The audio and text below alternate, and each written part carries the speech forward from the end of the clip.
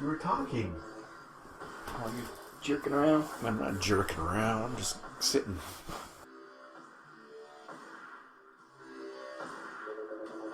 Welcome to the Deadzone Podcast. Deadzone is the sci-fi tabletop miniature skirmish game from Mantic Games. And now, here are your hosts Rob Harper and Jack Pike. I am your announcer, William Randolph Wintergreen. Welcome to the 35th episode of Deadzone the Podcast for early June 2015. In this episode, we have some more rules discussion, and we start to take a mistake-riddled look at the Alpha Warpath Rules. As always, you can go to deadzonegame.podbean.com to see all the pictures, or you can go to youtube.com/c/Deadzone the Podcast for the video version of the show. And now on to the episode. And welcome to the Deadzone Podcast, episode 35. My name is Jack. And I'm Rob. And we are back to enlighten you, to discuss with you, and to embrace you, our fans. Yay, fans. Yay, fans. So, Rob, what are you going to start with that our fans are clamoring to hear from our big fat gobs? Well, a while ago, a German site, we'll have some news here, a German site called Brueckenkopf. Gesundheit. Yeah, excuse my pronunciation. Showed off some pictures here. They have a jet bike, the white, like, resin version of it, or maybe even 3D printed, and with a Pathfinder there for scale to see the jet bike. It's pretty nice looking. And the link to their site is going to be on our webpage at deadzonegame.podbean.com, so you can see they have some other pictures. And they also have another shot of the Crystallins, a front shot. We showed the Crystallins last time, but here's another shot with some mechanites around them. Some Crystallins. Now, I like the look of the sculpts for them there too. Like, it looks like there's it looks like the one that I got originally. The one that's not. I think he's the lame duck because I like the arms. Yeah, the MVP wasn't as good as the regular guys. Yeah, that's odd, but no. But look at the paint job on them too. Yeah, look good, the rocks and the crystals. Yeah. And so that's that German site. So check them out.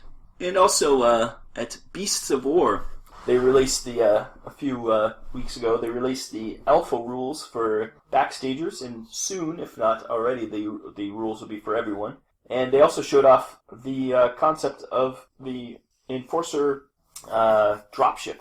And the first shot, you can see a dropship with the weapons underneath, and it's looking good. It looks like really nice, but you can see there's a weapon platform. In the second picture, instead of weapons, they have like a little drop pod where they hold some enforcers. They drop them on the planet. It looks like it's like a personnel cargo ship where they just land on top of it, magnetize it, something, and they can. Yeah, so there's two different options. You can either have a gunship or a dropship, which is kind of cool. And I can't wait. And that's going to be in Warpath Kickstarter, like they said, late this year, maybe early next year. And we hope it happens, because we can't wait. That's all you've ever wanted, is some vehicles to start filtering into Deadzone. And hopefully this will get some rules for Deadzone, some stats, and we'll be able to do that for you. Make you a happy boy. Well, I doubt it'll have some rules for Deadzone, but at least we can use it as a terrain piece in Deadzone and play it in Warpath. So. An objective. Yeah. Get to the dropship. Yeah, but like I said, hopefully it filters down and we get some stats for Deadzone. Yeah, I wouldn't hold my breath, but yeah, hopefully. Well, You're much more optimistic than I am. They're very good at that. I think that knowing that people play the different games in the shared universe will want to have the toys. Yeah, we'll see. They haven't listed us on stat cards for Dreadball guys yet, though. That's true. So, we'll see what they do, but at least we'll have them for Warpath. I think Warpath's going to be an expensive Kickstarter for me. Oh, Jesus. Because there's lots of cool things coming out of that one. And that's all we have for news, really, because it's in between times now. They're focusing on Dungeon Saga and Kings of War right now, but once they get some new news, we'll give you all the news that's good to news. With Gary Gnu. So we'll take a quick Mantic ad here, and we'll be back to talk about our rules discussion our continuing saga of rules. Yes. Hard-hitting rules discussions. And we'll be right back. You have been listening to the Deadzone Podcast with your hosts Jack Fike and Rob Harper. The Deadzone Podcast is dedicated to Deadzone, the tabletop miniature game by Mantic Games. Visit them at manticgames.com. Hey, this is Pat, North American Community Manager from Mantic Games, and you are listening to Deadzone the Podcast. And welcome back. So, rules, Jack. Rules. Last week we talked about, last episode we talked about initiative. We've done initiative discussions many times throughout the history of the podcast, the long sordid tale of this production, and I don't think it's news to anyone that we had questions about the initiative. We had the solution, but now what is it that we're going to take a look at this week? Or I keep saying this week. This episode we're going to talk about model speeds. Speeds, yes. So current model speeds are obviously you can either walk or move or sprint. Move short action, sprint long action. Some guys have fast, which gives them a sprint as a short action. Some guys have agile, which gives sprint or climb as a short action, which is all fine. But that's a lot of saying of just of the same thing over and over again, right? Or slow is short. Walk or move is a long action. The game core mechanics, as of right now, are heavily skill-based, the different abilities. And that... For everything, which it's fun to have a skill something that you need, say, I don't know, sneak or something, where you can't just explain it as plus or minus, it's a thing, right? Yeah. Where movement, they shouldn't have a skill called fast or slow or something. They should be +1 move or -1 move. So it sticks with the flavor of the game, but it's a lot of extra wording for just something that's, hey, they get to move 1 extra square or they get to move 1 less square. Yes. You can't do moves anyway, so if you get +1 move, it means you can move. They shouldn't have sprint. It should just be either there should be, that's when it gets complicated, because you shouldn't be able to move 2 and then move 2 again with a sprint or something, or move 3. That'd be 5 movement instead of 3 movement. So you have to figure out a way to say +1 move, but only once per turn or something, so you can move 1 and then +1 move, so if you do a sprint it's 3 moves, or if you do move and shoot it's 2 moves and a shoot, or That's very convoluted. Right now, we already know that they're thinking about getting rid of the skills entirely. Well, at least the ones like this. Or at least he wants them that they're just on the line where it says, fast, +1 move. It just says right together. Instead of having you have to look up in the book, what does fast mean, He wants it right there in the stat line. So how would you fix this? I think that would be the way to do it. Just say that you get +1 square move per round. So if you sprint, you get 3 moves. If you get, so if it says +1 move, it means per round you get to move 1 extra square. You know how I would fix it? How? In the stat line, the Plague 1 would move 1 square. Just say what their movement is? The dwarves would move 2 squares. The dogs move 3 squares. Yeah, for a move action for their whole move for their whole round. So you have the option of. But then you have to say if it's a long or a short action, right? That's it. Those are all long actions. But if it's a short action, the dwarf only moves 1 square. So it should be a 1/2. And for plagues, it should be 0/1. Short action is how many squares? Long action is double. It's not double though, because it's not, because dogs don't go 4; they go 3. It should be 0/1 for plague, 1/2 for dwarves, and 1/3. No, 2/ no. Well, 1, that would mean a plague stage 1 would have to use a long action to take 1 step. That's what they do, isn't it? Yeah, that's what it is. Because they have slow. Yeah. So. Isn't that what it is right now? Yeah, they have slow. Yeah. So right there, that's a good base. So, and then the dog goes what? Dog goes. Since they're fast. They'd be 3/. Well, it should just be 3. There's no slash. It's just 3. See, that's 3/0 because it's just they only go 3. They never go 1 or 2. Well, they can if they wanted to, I guess. But. Okay. Well, see, that's where we disagree. It would make fast things go slightly faster in the game mechanic. But I was you don't want to change the rules. That's all. We're just spitballing here, and I would say that if you wanted something that was quick and easy on the stat line, speed a number right beside health and right beside. Or you could do speed, and for plague it'd be plague stage 1 it'd be 0.5. So he can't go 0.5. He either goes 1 or 0, right? So for short action, he goes 0.5 of a square. It means he doesn't move. And the reason we keep mentioning the stage 1 because he's slow. Because he's slow. That's the slowest thing, and the fastest thing is the dog. So are things with fast, the plague dogs and stuff like that. Agile's technically faster, I guess, because he can go up walls. That is correct. But so we're using those as the benchmarks. Yeah, that's the examples we're using. From one extreme to the other. And right now, I think because speed is based on skills, and skills are on the way out. Well, not as far as we've been told by Ronnie. So, and I don't think all the skills are, just certain ones. But also, with just this brief discussion we've had here, there's still some wiggle room there. But speed also needs a major overhaul because of vehicles. Oh, vehicles, yeah. Because like the Enforcer monocycle goes maximum 2 speed. That makes no sense. And we're going to eventually have jet bikes. Jet bikes should be... Monocycles go to jet bikes. Jet bikes, are they motorcycles with fast? Or they should be... I think we discussed about the jet bikes. They should be anything within your line of... Like, within a straight line, you can go there in a turn. Because of they're so fast that they're just like, zoop. And then it takes them a turn to turn just because they have to... They're, small turning radius because you have to probably stop the bike and turn it because you don't have a long place to turn. Arc. Yeah. So, it should be like jet bikes, and even any vehicle should be, since it's only a 4x4 board, they should be able to just go from one end to the other in straight lines. You go as far as you can in a straight line in one turn. I would say that works on one playing mat. Let's span that. Say someone lays out 4 mats. Then you should be playing Warpath, not Deadzone. Oh. Yeah. Our discussion. Yeah, you probably eventually do have to say there's a distance, right? And wouldn't the it be distance nice, should be like 24 or something. Wouldn't it be nice if... Because they do that with weapon ranges anyways. Yeah, they're farther than this. Long range is way farther than the board, the base board. So, as a short action, your movement, it should be right... It should say speed. Yeah. And this is just what I'm saying. Instead of having sprint and move, they should just have every creature, like Warpath, we'll talk about later, every creature should have a speed stat. And that's their distance they can move. Done and done. No fast, no agile. Well, agile, maybe. Or just have that in the line, like they can move up 2 levels instead of 1. Like, Agile's a weird thing anyways. How often do you actually use Agile? I don't think it's that often. In our experience, not often. And I have Plague Swarms and other stuff that are Agile. Yindish are all Agile. And I love me my Yindish. They're great.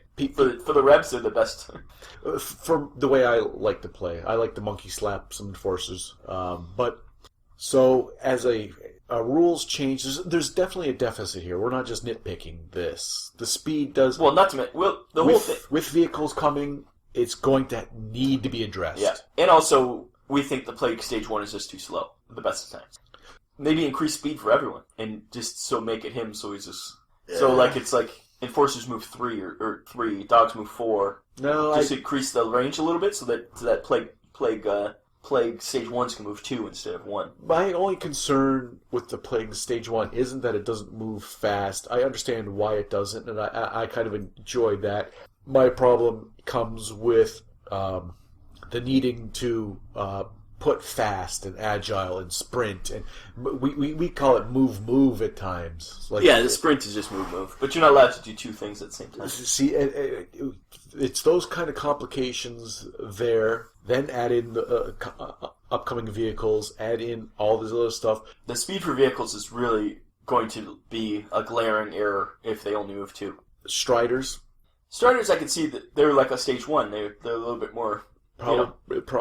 plodding along. Yeah, plodding. But something with wheels or a jet bike? I can see... A jet bike moving 2 is stupid. I can see a tip-top shape Enforcer Strider being able to, like, really hump. Like, run, just a little more Or you can also nimble. make it would make the Striders a little bit more different, because you make the Forgefather one plodding, and that would actually make him not as good as he is, and you make the other ones a little bit faster, and then the Enforcer, since he's got the best one, to be the fastest. And then when Asterians finally get you can make the Asterian ones just go really fast. So. And it's just in the stat line. Yep, speed. Instead of having move or sprint, just have a speed stat for everybody. With a human unencumbered, say a Pathfinder, at a certain level, use that as your median. As soon as you start adding the dwarves go a little bit slower. Heavy armor and dwarves start going slower. Plotting things that are supposed to, by their definition, a little slower. So that's why I think you should expand the speed range a little bit over than make 2 movement around the standard, and then up and down from there. All- Up to 4 for dogs, down to 2. And all movement would be a short action. That's the thing where it gets a little stupid is... Well, I can see running. Or you can, you just have a thing where it's you can double your speed, but you can't do anything else. A long action, instead of You calling... just double your speed. Yeah. Yeah. Okay. You don't have to call it sprint. You just say that as a long action, you can go twice as far. Because it's... You're running, and you're not doing anything else but running. Because it's not a move, because you can't do 2 of the same thing. It's just you doubled your speed. Yeah. Double time. Double time, yeah. Or it's sprint. You still call it sprint, but you don't have to. You just say your sprint is just double your speed. And you say, well, what And it makes more sense that sprint is double speed instead of just... You can't... move and sprint, you go 3. But you'd think that move and sprint should go 4, really. Or 2. It 2? shouldn't be 3. 3 is a weird number. It means that if you're just, moving up, you go a third the fastest if you were running. Shouldn't you go half as fast as you're running? I see walking, moving up, you're taking cover, or whatever. There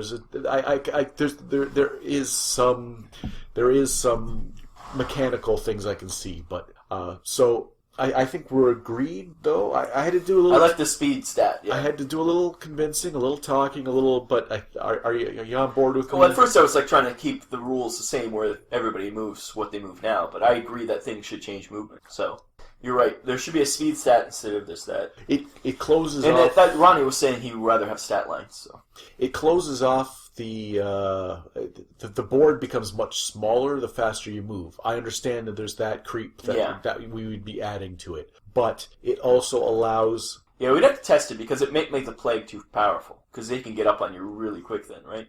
But the enforcers could move back just as fast. They can only move back to the edge of the board, though. No, but once you start adding more mats like people do... No, it makes much more sense for multi-mats, yeah. And multi-mat, so that the one-mat base game gets a little smaller, that the terrain gets a little more cramped through the ability to move. And I think, especially the Plague Stage 1, it takes him so long to get anywhere, it's almost like he never does anything. Yeah, so instead of doubling the speed, I think we thought about this a little bit, and... Because then you can't double a dog speed, it'd be too fast. But make it just 6 is very fast. Just give everybody a speed stat, and that's a short action, that's it. You can't move double time, that's it. Because it's a small area, you're moving strategically, nobody's running. So it's make a Plague 1, move 2, humans move 3, dogs move 4, and that's it. If you want to break it down, the things that were slow in the game move 2. Yeah. Normal people that were just normal speed move 3, and everything that's fast move 4. Done.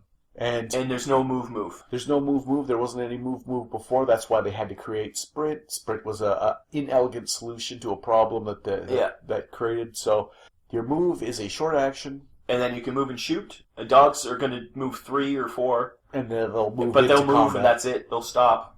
You can determine what the move stat should be. Should the play stage 1 be 1 movement, humans 2, dogs 3, or 2, 3, 4? It doesn't matter, really. That's just to see what... That's the devil that's a balancing thing to see if the plague would be too powerful, moving a little bit faster. And... I like the bigger range. Then you can have things that move, different ranges. I like it going up to 4, dogs 4. Then something else might move 3. Something might move 2, something might move 1 even, make the range longer. But yeah, and then it creates the foundation of, okay, well, how fast does a jet bike go? Moves, and you just throw that stat in that line. You say moves 10, 12, whatever. Done. Yeah. There's no, vehicle skill plus speed skill plus... It makes it much more simpler just saying they have a speed stat, that's how fast they move. Boom. And if you want to move 1 square, that's you walking. Yeah, you can choose to move 1 square. You can choose to move anything up to your speed stat. Up to your speed stat. And the tippy top of your speed stat is a sprint. That's your guy going as fast as he can. So, if you guys have any other ideas, or if you don't think that would work, or you don't like the idea of sprint going away, let us know. But I think that's the way to fix it, because... Otherwise, it just makes it more complicated for no reason. We're just spitballing here. Because you're in such a small battle area, it doesn't make sense that people will be running places. And it doesn't make sense that at some point when someone shows up with a jet bike and they're going to be going the maximum speed that's ever been in the game, it'll... Yeah. You could use fluff, or well, there's too much debris. It needs to maneuver. You can't. But go it's above the ground. Full tilt. You can't. Or that played well with the just the stage 1. Okay, he's trying to squeeze through types. Makes no sense. Stage 1 plus stage 1 not being able to climb makes no sense. Well, him not being. He's tall. He's tall enough to pull himself up. He's strong. And not being able to. It's like me not being able to pull myself up to like the table. And it seems like there's too many finicky bits that made no sense. Cut all that stuff out. Yeah, and please let us know what you think. There might be a far more elegant solution than the one we just bodged together. But yeah, I think we worked it out in our brains as we talked, and I think that works. So we'll take a quick break. We'll be right back. Enjoy this Iron Watch ad. Go download the magazine because it's really good and support the community. And we'll be right back with some shout-outs. It is time for a brief message from our friends at Iron Watch Magazine. Do you like Mantic Games? Do you want to read about your favorite games in a monthly magazine? Have we got the offer for you? Iron Watch Magazine. Iron Watch brings you the latest news, articles, and short stories taking place in the Mantic universe. Dreadball, Kings of War, Deadzone, Warpath. You want it? They got it. Ironwatch.wordpress.com. Get it now for the low, low price of free. You can't beat that at twice the price. That's ironwatch.wordpress.com. Download now. Hey, this is Jack from the Deadzone Podcast, and you've been listening to the Deadzone Podcast. With Jack from the Deadzone Podcast. So much Deadzone Podcast, it'll make you vomit. It is shout-outs time. And welcome back. We are back. This is the Deadzone Podcast you've been listening to, and we're going to get into some shout-outs, one of my favorite things that we do. Oh, I hate it, but I'm glad you like it. Our first shout-out is for Matt Smith. He's been showing us his works in progress on the show Doctor Who. I know, it's another celebrity. We have a lot of celebrity listeners. It's great. That is very good. If we could parlay this into some sort of acting gig, I would be ecstatic. He's at the THEE_other_Matt on Twitter. So it might be another Matt Smith. Oh. Just by his Twitter handle, it might be getting that. I hope to. I'm still sticking with it. It's the Doctor Who Matt Smith. I hope so. Now there is a small % chance it's not. It's very small, yeah. So he's been showing work in progress of his Enforcers, and he finally had a, I think, mostly complete version of his Captain. A lot of great shading going on here. It's just grays and blacks and white shadings and with a blue sword, but it's so subtle and it's so perfectly shaded. He's been working on this for a long time, and he looks great. Highlighted all the edges and really edge on a highlighted. tabletop. That's going to look dynamite. And nice work he did with the shading on a cape. And in a color scheme that kind of matches Mantic's original. Yeah, very much. It's I think it's a very nice one for the models. That color scheme, I think it lends well to that. Yeah, it seems like they almost should be gray. If not gray, green, I would think. Military colors, right? Yeah, but with the armor, they're almost like battleships kind of color. Yeah, that's what it is. It's very nice. Although tanks are green, so maybe they should be tank color. Not all tanks are green. Well, nowadays they're all... Yeah, it's true. Nowadays they have urban camouflage, just speckled. If you could do urban camouflage on a miniature, I would definitely have my guys. It's so hard to do that, high tech urban. Once we get to our stuff, I'm gonna dazzle you because that's the very thing I did. Yeah, right. And we have another shout out to a new fan called Sean Kitty. He's SOKAR4 on Twitter. And he did a mod for a sergeant. He gave the sergeant a little half cape, which is cool. And he gave him almost Batman ears. He reminds me of Batman Beyond. That's what I said to him. Doesn't he look kind of Batmanish with a gun, of course? But I never watched that show, but yeah, he's black and red Batman. He looked similar, and he looked good. He's got almost like a gunslinger kind of stance on him. Where did that cape come from? That's the Enforcer Captain cape that we saw on Matt Smith stuff, but okay. I think he trimmed it down to fit better, or it just fits that way. It looks like this guy. Maybe it's just the way the cape's hanging that it looks shorter, but he looks good. Looks like it's being buffeted in the wind. Yeah, for sure. He looks good. I like him. I like when people mod up some stuff. And it's a dynamic pose too. He's not being shy. That guy. And he did some shading on his back of the cape, and it's a great job. Like to see those mods coming. Very nice. Please send us your mods. If you're doing some crazy stuff with your models, send them to us. We'll show them off because I do love seeing what people do with them. Yeah. I think it's great to just paint them up how they should be for Mantic. And they're obviously really painted well, but I just like to see people doing crazy stuff with them. That's the hobby part of playing a game. It's a game, but the hobby part is what really makes it different, and it's something and I like seeing it. And we'll put it on the website, and everyone can take a look. And yep. So after the shoutouts, we'll move on to our stuff. Now for a segment we call Our Stuff. Jack, what have you been working on? Where's this urban camouflage you were talking about? I put some urban camouflage on a miniature. It's so well camouflaged you can't see it? I haven't had time. Yeah, Jack will eventually get time and actually paint stuff. He's got stuff ready. I do. I have a hour one-way commute to work. I have literally 10 hours of my day wasted just driving, and it leaves very little in the way of doing anything else. So once I get the grass cut and the house cleaned and stuff, I wish I could do more. Yeah, for sure. But, as things go, it goes in waves. There was a time when you're like, I need more miniatures to paint. I've painted everything, so. That's true. And when the winter comes and the snow starts piling up. We said that last year, but it never really happened. So. Oh, yeah. I got a lot done this winter. Yeah. And I painted some stuff, though. I got to the Dreadball, the cheerleader, and I'm pretty proud of my flesh tones on her, and she turned out really good. And I did a freehand. It says "Go Team" on the front, and on the back it says "You suck," in case she has to show off to her to the rivals. To the rivals, yeah.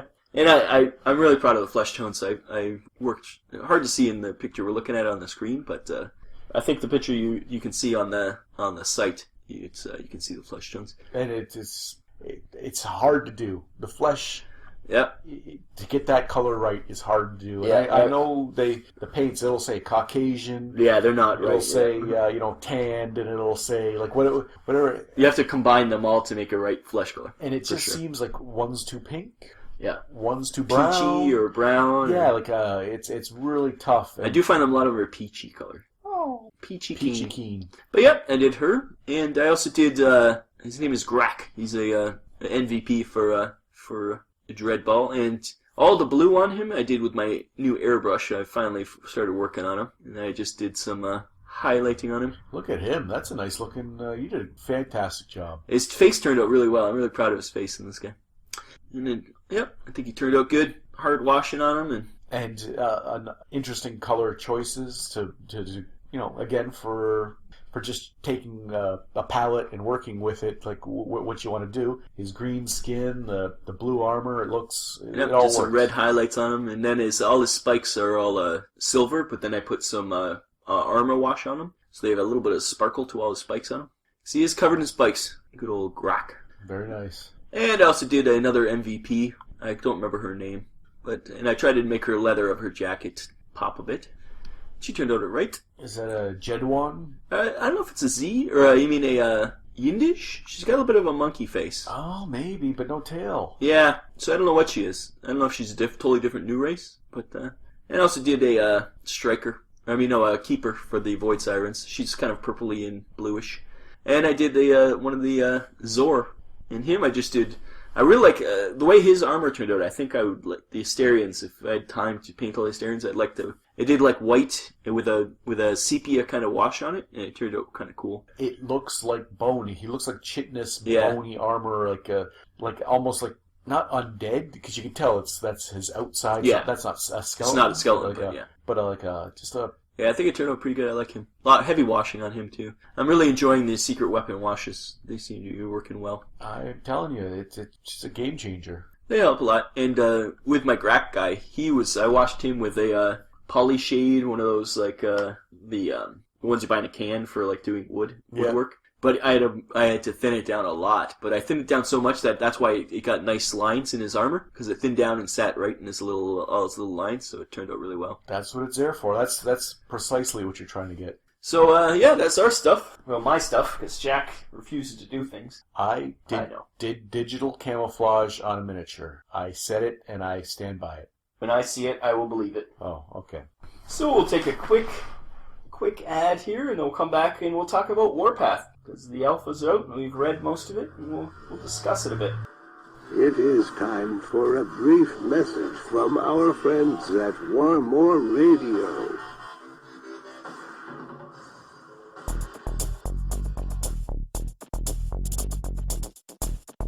This is the Strike Zone.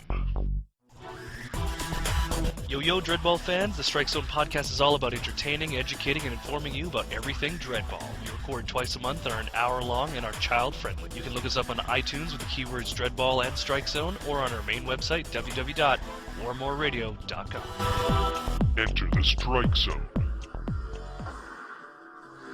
Once again, the Deadzone Podcast. So, welcome back, and we'll talk about Warpath here. And, like I said, the alpha came out, and we've had a chance to check it out.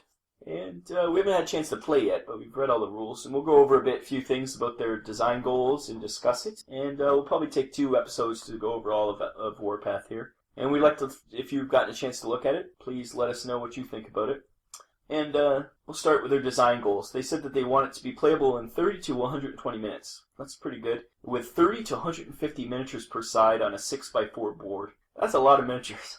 That is a lot of miniatures. Now, we don't always discuss that we would like to see the natural progression from a skirmish game to a tabletop war game. And we knew that's what they were doing, and we knew that's, it's so obvious, and there should be no surprises there until you hear 150 miniatures. Yeah, it is a progression because 30 is the low. So. And then you go, oh. Yeah, full scale. Yeah. Full scale. There's a big difference between, like, if skirmish game to 150 miniatures. I know we don't have that. There's no way. We probably have about 100. I'm not sure. We'd have to see what we actually have. We have a lot of miniatures we don't realize we have. I don't know about that, but so yeah, that's a bold. That's you can't claim they're going small. No, that's for sure. And they say they also want it to be simple, unit-based core mechanics for fast, intuitive gameplay. And this base unit of the game should be a team rather than an individual figure. So a team, we'll get into it more, but a team is pretty much 5 miniatures. So you can tell so it's pretty much the game is 5 times as big as Deadzone. I think that's the best way to describe it. Totally different rules, so. And the game should present tactical dilemmas about what to do and when, and avoid obvious choices. That's part of the design philosophy. That's kind of fluff. I don't really know what any of that means, really. That's like when you're in a board meeting and they're talking about the synergy of thinking outside of the box with a winning dynamic. It's just it's words. And it's supposed to inspire. I think that was more of like it's a little bit of a shot at 40K, probably like make it simple and tactical, and it's not just going to be trying to figure out all the rules reading. And the focus of the game is going to be suppression, maneuverability, capturing terrain objectives, and shooting. Melee should be less frequent, but when it happens, it should be quick and brutal and over quickly. And they say that melee should be less frequent, but they do have a whole army called the Plague, whose main thing is to melee people. So yeah. But I think that they use the stage 3s for the Plague to soften people up, and then the 2s and 1s jump in there, and the dogs. Having played the Plague most often, it is a hand-to-hand in Deadzone. It's pretty. I don't know the rules and the stat lines of how it's going to be transform into through the rules into a shooting type of army in Warpath. That's one of those things that if that's what their goal is, we'll see how it goes. There's things that need to be addressed there, like you said. It is mainly a hand-to-hand in the skirmish setting. At least that's where they're most effective. And they also say armies should have combined arms approach with interesting mix of infantry, armor, support units, but in different combination for different factions. And that's interesting because even within a team you have different things, so it's kind of interesting. And the game should include mechanics for interfering with the sequence of play, providing more choice without adding complexity. I think that's their main thing, is simplicity. So don't want to have interrupting constantly, and that's the important parts. And they say that they have 8 to 10 armies planned. What do they have now? We have Rebs, Enforcers, Plague, Vermin, Corporations, Asterians, Forge Fathers, Marauders. That's 8 right there. So they have 2 other armies that they haven't really said anything about, right? Because we have 8 armies already. And I'm just thinking, that's just if we took... Do the rebels, if you thought logically, do the rebels have an army? Well, I think it would end up being like the Battle of Hoth, where it's just like there was an army of rebels in Star Wars, right? Yeah, I'm just saying They would have an army. Yes. to automatically lump them in with the army list is I can see there's logic to it, but it's not necessarily. I'm And they already not have the 100. miniatures, so might as well make an army. But why not make an army out of the Yindish army? Well, you want separate armies, yeah, but I think the whole point was all those people were beaten down that they don't have armies. They have to band together as an army. I'm just saying, like Crystallans? Or are we doing a wish list? Like, cause this isn't what we were supposed to be doing for No, this we're segment. just talking about Warpath. Anyways, let's not get into a wish list. We'll go into that some other time. Another thing they say is terrain is integral to Warpath. With such advanced weaponry and equipment, battles across open ground would be over in seconds. So that's obviously to push their battle zones terrain. That's also important. Buy more terrain. Yes, but it makes sense that you're going to be doing more urban combat and urban warfare, which is much more interesting than just open fields and firing at each other. And gone are the days when you're going to be having trench warfare over expanded plains. I think World War II or World War I proved how useless that is when people just got machine gunned down. World War II was also, and there are plenty of battles and wars since then that still had that same forward edge of battle. Is basically a line drawn in the sand with a dead zone in between.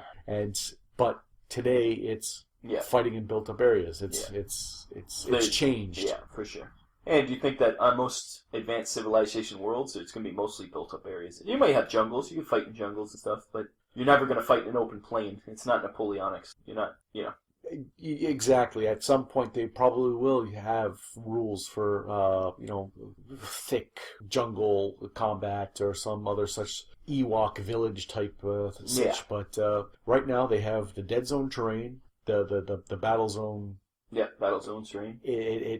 It's dynamite. Anyways, you already have it. This seems like they want you to keep using the same stuff you have. Yep. Play their game, but also get more if you want to. So it makes sense.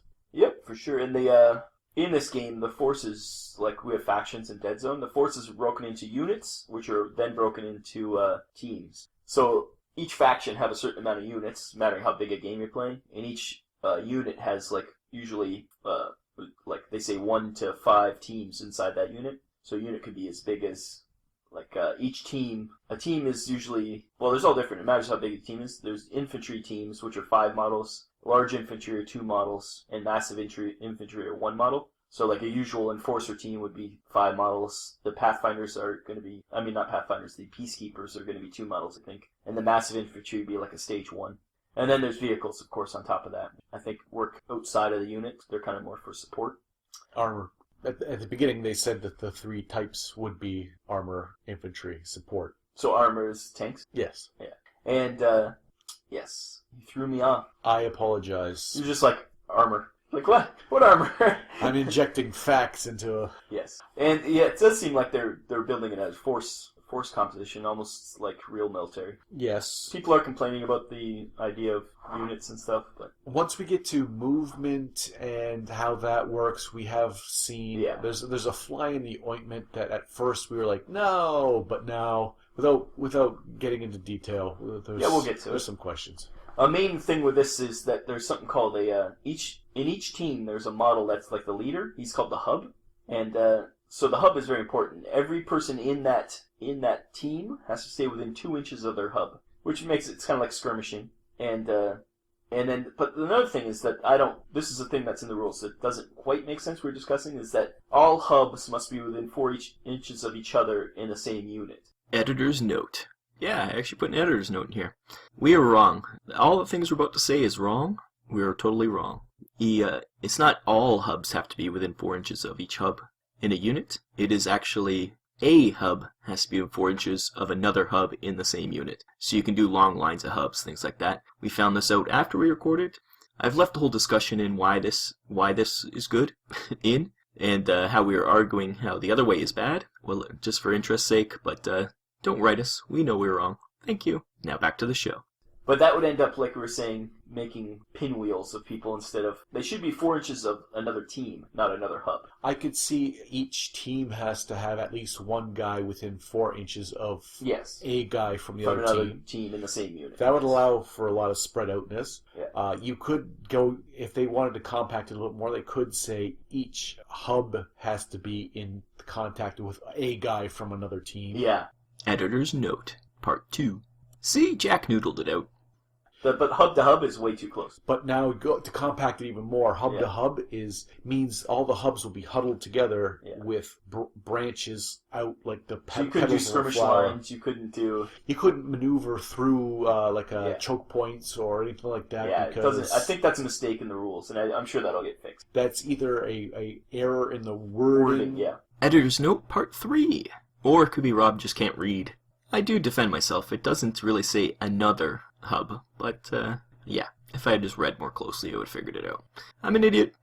Or something, but again, this is the alpha. This isn't even a beta rule set. Yeah. This is... And also, but another rule that really contradicts that is that no model may be within 1 inch of any other unit unless you're fighting an enemy or engaging an assault on an enemy, so that friendly units can't be within 1 inch. Interruption, part 4. Maybe the last one, hopefully. Yeah, I mistook units and teams here. Yeah, I'm just screwing up all over the place. Maybe we should stick to fluff and away from rules because we can't read. Okay, I can't read. I admit it. Jesus. I never learned to read. Back to the show. So those hubs that makes hubs even weirder. Yeah, they would have to be... And then you can't also be within 1 inch of a defensible terrain piece without trying to occupy it, which kind of means like the moment I think it shows that when you see something get into, you'll try to jump into it, but you won't just stand kind of next to it. You either get into it or you... And I would have to see that gameplay in action. From as it's written and what our understanding is, it's a little weird. Like hugging walls as you're moving down. You can't hug walls, yeah. No, you're either in the building or you're away from the building, but I would have to see it in... I think as long as the building is unoccupied, you should be able to hug walls. But the moment it's occupied, you shouldn't be able to, because they'll just shoot through the wall at you or something. Yeah, see, there should be a little bit of slight change in that, yeah. I can't offer a constructive criticism because I haven't played it, nor have I seen it played, but just as a first impression, as this is just the first impressions, it seems a little off to me. And the game does use 6-sided dice instead of the 8-sided dice, and that's, we discussed this earlier, it's probably for, they know what range of chance they want, right? Statistically, they've had to run the numbers and see what outcomes they want to have in actions happen most often, and they work the numbers. Like, there's the other shoe is that it could be that, okay, you're going to have 150 models on a board. You're going to need a lot of dice. It's easier to get D6s. D6s are cheap as hell. You could just go that basic. I think that's probably what it is mostly, yeah. But they want certain statistical outcomes for game balance, and the D6 lends itself well to that. D8s work for Deadzone. They give the results that they wanted in the It's rule a little more set. detailed modeling, whereas this is more overview. Yeah, I think that it's probably and why not? It's just as random. The D6 is just as random as D8. Yeah, it's in different ways, yeah. And also, it's very different from Deadzone is that instead of adding dice and Dreadball, you don't add dice in Warpath. You give modifiers to the dice, so you can end up with a D6 plus 2, which means you get plus 2 to the roll. So if you roll a 4, it's actually a 6, like most games. Or you can get minuses. So that's slightly different too from Deadzone, just that. Plus, there's all distances are measured in tape measures. It's all inches, and you measure everything from your hub, that's a way to make the game faster too. Is you just move your hub up for measuring. You can measure distances to enemies and stuff like that. You just measure it from your hub. Instead of having to, okay, how far is it from this guy in the unit? Okay, how far is it from this guy? Your hub is the main guy. He's the one telling you where to shoot. So if he can see the distance, there's not going to be wheeling or maneuvering. Yeah. It's going to be the hub's the man, and everyone else kind of satellites around him. Yeah. And I think that the hub is something, a mechanic that it's kind of genius in its simplicity. Yeah, I really like. That's the part of this I really like. Having seen other games and how they view movement, how they view measuring and distances, it just seems like it's something that I think was this simplifies it a lot. Yeah. This is what makes it a lot faster. That's probably why the games can be so much shorter, is because you don't have to worry about measuring each guy, individual guy. Less finicky. So, yeah, that's the measuring. But line of sight is another thing that's important in games. It's not 100% clear in these alpha rules because they're not, frankly, well written. And but it seems like it's true line of sight, sort of, that you see what you see you can hit, but it's within a unit, even the spaces between guys. So you have to picture the unit as a block. Like solid block. So one end to the other, if you can see anything in between that guy and this guy, and that height, the height of the unit, if you see even in between the guys, that means you can hit them because they're supposedly moving in and out, which is interesting. I think it's going to make it easy to hit people. Like, how often will you not be able to see people? It depends how built up the area is, whatever. It does mean that cover for individual units is not important. Well, cover is if more than half the unit is hidden, it's cover. But how often is cover going to be more than half the unit hidden is hard. But cover again is, I think it's only like a minus to hit, or I think it's a -1 to hit. So it's not huge like it is in Deadzone. So you're going to want to get most of your unit under cover to get you that bonus. And you're going to want to keep people kind of compact because you don't want and if you're in buildings, you're considered in cover. So again, we'll have to see it played out. It's a little vague. But I like how it's vague. I like how it's simple. Vague is one word. Simple is another. But it's just, yeah, we'd have to see how it's played out. It's like every time you're like, well, of course I can see him because I can see between this guy and that guy, So it's just because you're dealing with larger units, so I guess the chance of being able to see larger unit moving up is easier. And once you factor in weapon range and stuff, yeah, there's going to be other factors that don't necessarily mean that every person can automatically like, oh, I can see the ground between those two guys. Yeah. I can hit the whole unit. There'll be some other factors. And as for activations, it's going to be alternating activations, which earlier, we in our last podcast, we were saying that we don't like alternating activations. But in a mass battle game, you kind of have to make it that simple because you don't want to make it rolling for every time because it'd be just too complex. And but things like Overwatch can change when you move, when you act, and things like that. Once again, we'll have to see how it works in game. But I think I would describe it as in Deadzone, it is a theatrical, high energy type battle of heroes. Like a action movie, like almost. An action movie, and it's that adrenaline rush of rolling dice for initiative to see who goes first. Blah blah blah. Like that's what you want. Whereas this sounds like they're trying to make a pseudo-realistic, not even pseudo-realistic. But just more like abstract. A little more grounded, a little less action, kung fu type. Yeah. High flying, and a little more. These aren't heroes. These are your rank and file infantry. It's going to be a little more static. One thing that is similar to Deadzone is that there is short and long actions. So, like shoot's a short action, and there's other things that change it all. And we'll get into actions next time, I think, because that's going to be a lot of discussion about different actions and shooting and all that kind of stuff. We'll end here with just, we'll discuss movement, because movement is probably the most important thing in any game. You want to move, and obviously it's measured in inches. Which, you say obviously measured in inches, but I had a question about that. Why? There's 2 countries on the planet that still use... it's a British company, too. Why do they use inches? Still use inches, and I thought if you're going to distance yourself from... Yeah, it's funny that they use inches. You'd think that only one country in the world uses inches. And you'd go, okay, well... You're using 28 millimeter models, and... Wouldn't it be... But they already did their battle zones are 3x3 each, right? So they're not going to change now. It's too late. Oh, you think that's it? They're in for a penny? Yeah, they're already in for a penny. They can't... Because I don't think 3 inches ends up being a good number in millimeters. It's not an even number, I don't think so. Because you can't go, hey, it's too late, yeah. So many centimeters away from Because I think they started to make it compatible with... But why does GW... Well, I guess when GW started, there was before Imperial, maybe in England? Maybe they used inches when GW started. It's been so long. It has been like 40 years, so... And England's a bit funny. I know this is a sidetrack, but they still use... Some things are still... It's not kilometers. It's not all Imperial, yeah. They still use miles, so, okay. Yeah. So that it's in inches, but I thought you were going to say why isn't it square or something, but I see what you're saying now. Why isn't it millimeters? Centimeters. Or centimeters, yeah. And you move from your hub.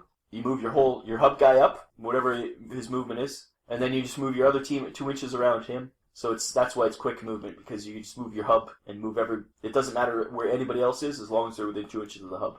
And all teams in EU must have their hubs within 4 inches of each other. We discussed before, which we don't really like, but I think it should be within each team and not hubs. Yeah, there's got to be, like we said before, it sounds like a miswording of... Yeah, they use the word hubs instead of teams. It sounds like a mistake, because I can't see in my... They'd be way too tight. Way too tight. Yeah. And, and it's different from Deadzone, but there's enough similarities that I think... And it's so simple. Like, from reading the rules... We'll get into suppression and how you damage people and how you actually win the game next time. That's where it gets a little more complex. But this part, I think it's pretty clear cut. The thing you have to get your head around is that there's forces are made of units, which are made of teams. And a good thing to look, if you get these alpha rules, look at the teams that they've built for you to play. Once you can see what a team actually looks like and how it works inside of a unit and how a unit works inside of a force, it makes it a lot clearer in your head. And we'll have to play it sometime. And next time we'll discuss shooting, suppression, damaging. We've looked at those pre-made teams, and I think we could build similar... I don't know if I have enough stage 3s. Yeah, there's a lot of stage 3s that you need. But we are on the cusp of being able to play a couple of test games. Yeah. It's just a matter of getting a big enough mat and just doing it. We have a mat. We have a lot of terrain, so... And maybe we'll have a battle report Warpath next time. We'll try to get... Next time maybe we'll do a full-on Warpath episode. Or... welcome to the Warpath Podcast. Warpath, the podcast. I think Warpath's, it's in the same universe and very similar to Deadzone enough that I think we're going to be covering it, frankly. At least touching on it as it goes on. It's not that dissimilar. I think we can't be the only people who are playing Deadzone, enjoying Deadzone, having the models, enjoying everything, and seeing that Warpath is just... the next level up. It's just a expansion of that, and want to... Instead of having a 70, 100-point strike team, want to have all these models we've got sitting around, especially if they're crazy like you, getting crazy boxes and just... Yeah, there's so many things we just have kicking around. Yeah. Getting into every Kickstarter. And the forces don't the teams, when you look at a team, as long as you have a different model as your hub, whatever's in that team, you can really mix and match. And because you have some guys have HMGs, some guys will have rifles. It kind of reminds me of... Flames of War a bit, actually. Speaking of which, there's a bit of a controversy about how some people are saying that Mantic wants you to use one-piece bases for your units. And me and Jack discussed it, and we think that's exact opposite how these rules work. Like a movement tray. Movement trays, yeah.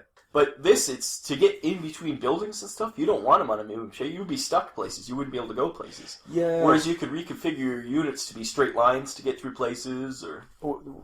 Before we settled down to record this, we were just making sure we're on the same page with the rules, bouncing stuff off each other, and one of the things was we were talking about that, and Rob brought up that people online, which I don't know where he's seeing this or but whiny bitches from all four corners. We know that they were saying, oh, this forces movement trays, and we both kind of thought that's not what we got from the rules. In fact, the rules kind of... Like you see at the beginning, I guess, when you're moving up, but once you get into any kind of build-up area, your movement tray would not work. Unless you put the buildings far enough apart that would affect it. I thought that perhaps movement trays were a good idea to have on hand, in that when you deployed, you could slide boop, boop, boop on your edge of the board, if that's how deployment works. Yeah. Slide them on as a starting point. It's convenient. Yeah. Maybe the ones that you want to keep that aren't in combat, you're not rushing to cover or whatever. You start first maybe 2 or 3 turns. Movement, slide. Until you have to get them into places, yeah. Gets the speed going. So I can see why people would have them on hand. Maybe even Mantic will make some. I don't know. And at some point during the game, if you read the rules, when someone takes over a building, when a unit takes over a building, yep. You just put the hub inside, so you're not cramming guys in the windows and being an idiot. Which we've had problems with Deadzone doing that. Yeah, everyone has. So I could see having a movement tray where you would take all the rest of the guys, all the rest of the guys off, slap them onto the tray, slide them off the board, out of the way, and your hub still be in there. He represents the whole unit, or the whole team inside of the building. But I got used to saying team and unit as two different things. But as for, there's got to be a glossary term because that's very important. But as for like people saying it demands movement trays, I was thinking about just as you were talking. Maybe it is they're coming from 40K where the terrain density is not as high, so you can move movement trays in between things. We're coming from Deadzone where terrain density is hugely high, and you would never be able to fit a movement tray inside of the terrain density. No, so I think it just might be a perspective issue. If you're even two abreast. Yeah. And you're like, okay, well, I have to stay within 4 inches of another guy. And I can't be within 1 inch of a building. And you can't be within 1 inch of a building. You're literally going to have to start single filing through that movement tray. Which makes sense. When you look at the war in Iraq or whatever, when you see like teams move up, they are in single file snaking along. It's not going to be the redcoats standing there in skirmish lines and in firing lines.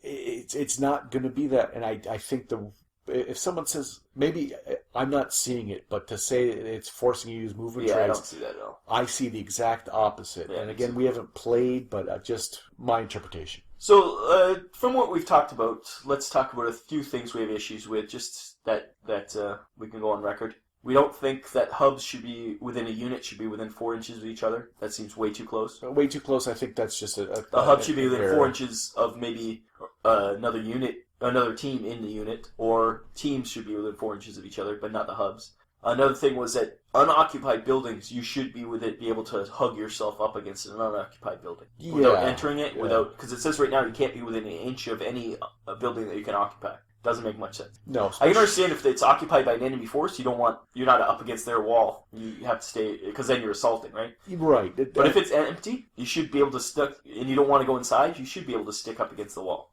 For cover. Yeah. Or just generally aesthetics. Or just movement. Yeah, that's what I mean, movement. So there's a few pretty convincing arguments that it should be allowed, and I don't see any that... I'd be surprised if they don't change that, because that doesn't make much sense.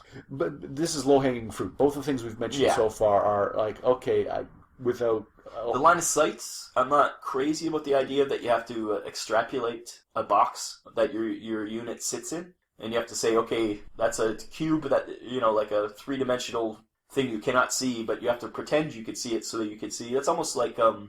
Infinities like that. They have these silhouettes that they use to say line of sight, and I think that's really fiddly. I think it should be true line of sight where, okay, I'm looking. Can I see anybody in that unit? Yep, I can see him. Can I see more than 50% of them? Nope. Okay, so I don't like the idea of, I can see an empty space between two guys. That counts as seeing the unit. I don't like that. And I can see what they're trying to do to say, okay, everyone, they're not static figures. It's people darting here, darting there, but people also stick to cover and... Yeah, and I'm the one deciding where people are darting to and how they're doing it. That's called my movement. Yeah.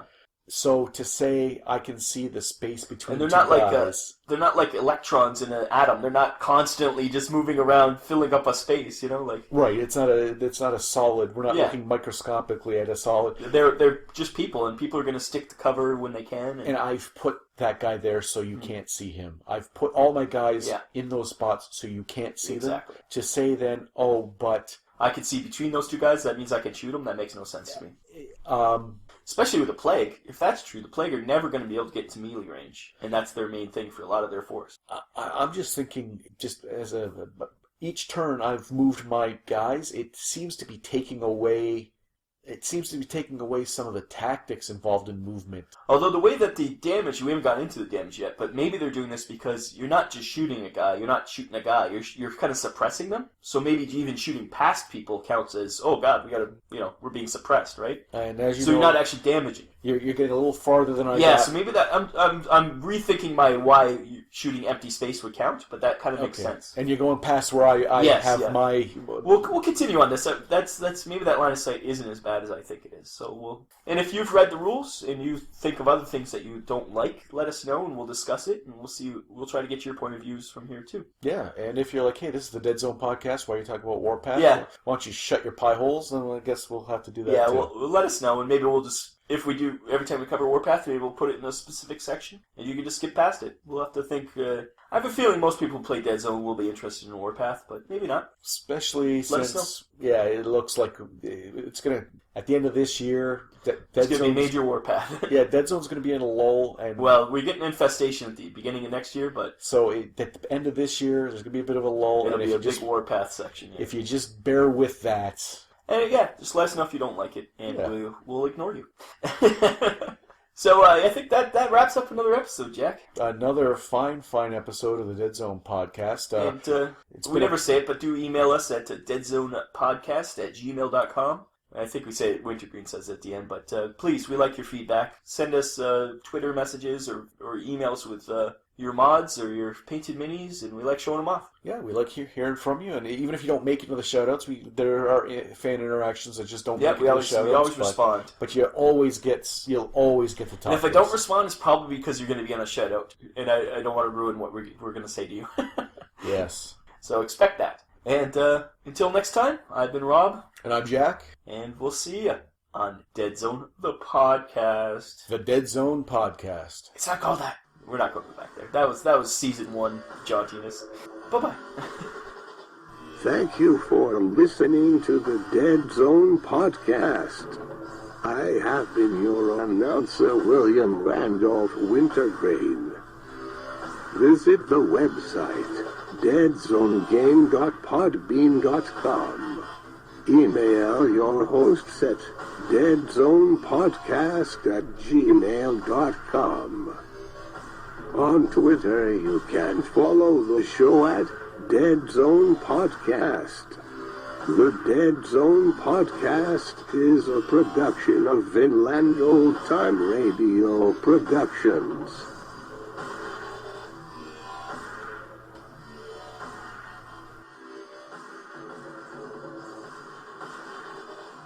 You have been listening to the Deadzone Podcast. And now, a word from the fine folks at Vinland Old Time Radio. Vinland Old Time Radio. It is to laugh. Bastro! Ahoy there, Dirigible. It's a gavel, a haunted gavel. Have you read The King in Yellow? Africa's a continent? It's with great protest. Ooh, now that's a fine program. VinlandOldTimeRadio.podbean.com